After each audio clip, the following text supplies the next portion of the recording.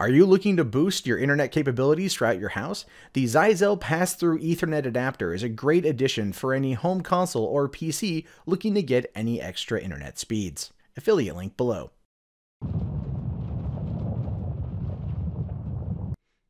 Hey, what's going on, everybody? My name is Matt Jarbo. This is the Mundane Matt channel, and when it comes to pirating movies on the internet, there are numerous ways people can go about finding the stuff they want to find for free.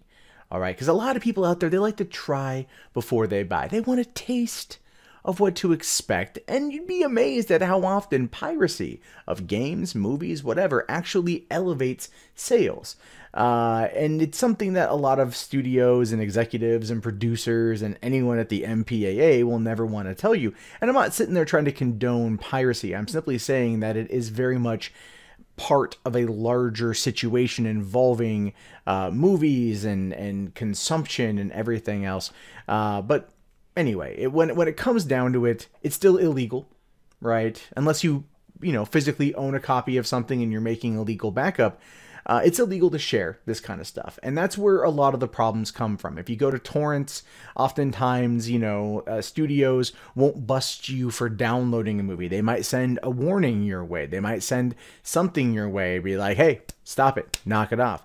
But oftentimes they want to go after the people who are seeding it directly, the people that are putting it out there for the world to see. And those are the ones who get busted the most. And that's actually what brings me to this story here, is that a 23 or 21-year-old man by the name of Trevin Maurice Franklin from Fresno, California, has been arrested for streaming Deadpool on Facebook last year.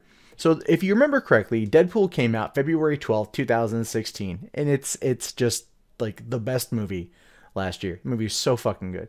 And there was a cam copy of the movie up within a couple days.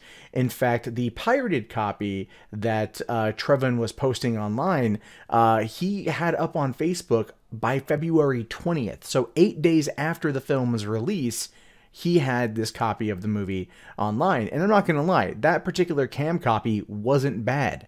I happened to come across it one night on some platform. Someone was streaming it, and I watched it, and I was like, yeah, cool. Then I went back the next week, and I took my girlfriend to go see it, and I bought the Blu-ray, and so I don't feel bad because I've already given that movie enough of my goddamn money.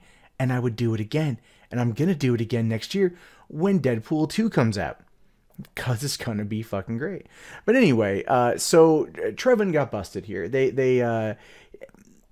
He was busted after a federal grand jury in April returned an indictment alleging that he reproduced and distributed the copyrighted work, and this is based on an open investigation by the FBI, and he currently faces 3 years in federal prison for this. 3 years in federal pound-you-in-the-ass prison for streaming Deadpool on Facebook. Imagine that conversation. He walks into jail day one, people there pumping iron, trying to serve out their sentences, and they're like, yo, fish, what you in for? You kill somebody? You cut somebody? You rob somebody? You didn't molest children, did you? And he's like, no, God, no.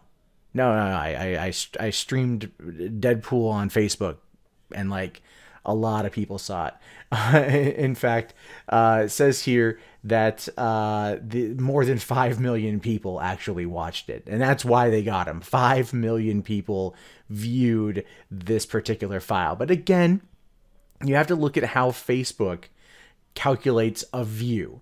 So views on Facebook are not views on YouTube. Views on YouTube take like 30 seconds of watching a video for it to count as a view.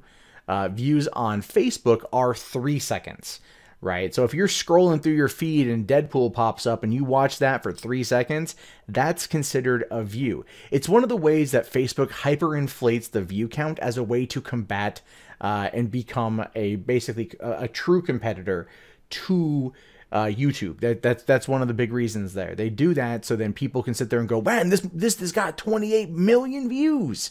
Does it? Does that mean 28 million people watched it to completion, or 28 million people were just scrolling through their feed, let it autoplay for 3 seconds, which then counts as a view and goes from there? And that's actually a large part of this here. So did Trevin actually stream Deadpool to 5 million people? And yeah, it had 5 million views, which means that 5 million eyes were apparently on this. But that doesn't mean that they all watched the entire thing. It doesn't mean that they watched any more than 3 seconds, that they just caught their attention in their feed and they moved on with their day. That's legitimately it. But he's facing 3 years up in prison.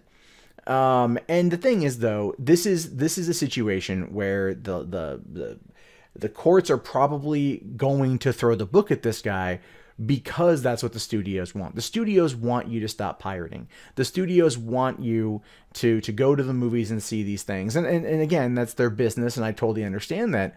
But one of the biggest issues now is the fact that these movies are leaking, or are coming out overseas first, so that they don't get caught up in the piracy game over there, but then they get caught up in the piracy game over here, which is funny because the domestic dollar is apparently worth more than the international dollar.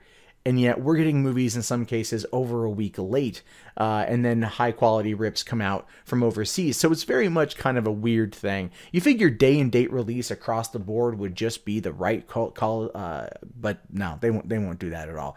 But additionally, and this is just, again, why they're going to throw the book at this kid, just this week, a group of 30 entertainment companies like Disney, Netflix, Amazon, CBS, NBC, Universal, and Warner Brothers announced a new anti-piracy coalition aimed at fighting copyright infringement and suing criminals.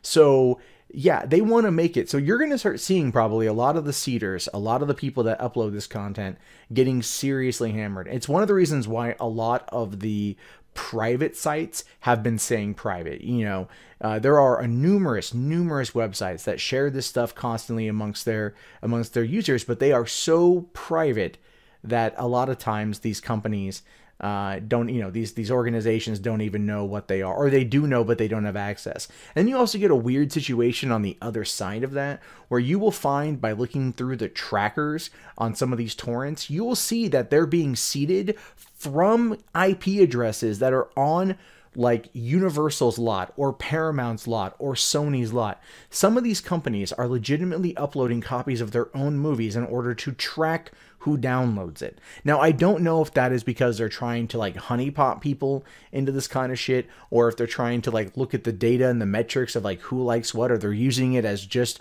like a focus group scenario. But these things legitimately happen as well. So it makes me really kind of question the film coalition, or the anti-piracy coalition, that says like, oh, we're gonna stop these criminals by going into their den and giving away the product. I mean, in gaming, I understand it.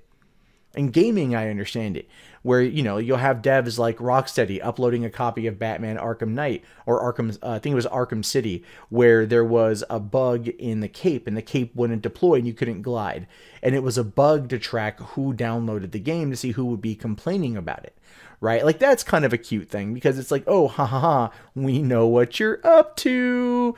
Now you may want to buy the game legitimately. That's a cool approach, because not only does it mean like the devs are aware that people are doing this sort of thing, but they're like also doing proactive ways to counter it. Whereas Hollywood is like, well, we're just going to issue these warnings through people's ISPs instead of doing what this is what I would do. I would have like a work print copy of the movie, right? Like, that had a whole bunch of shit out of place.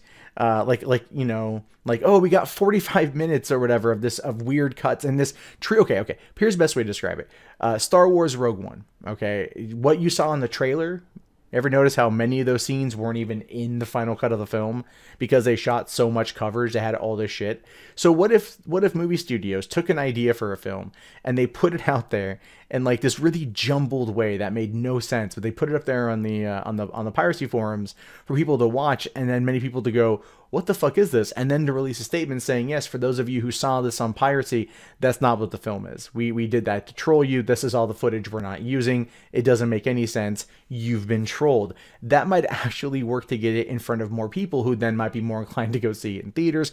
Or, like, to be fair, it could have an entirely different approach and completely backlash. Anything is possible. But when it comes to this dude getting 3 years in federal prison for streaming Deadpool, I feel bad for the guy. I feel bad. Like, you download a movie, you upload it to Facebook and shit, thinking, people can see this.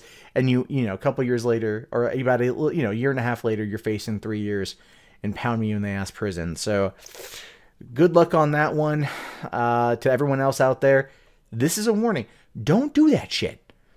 Most people out there who know how to pirate shit, they know where to get it. They keep their mouth shut.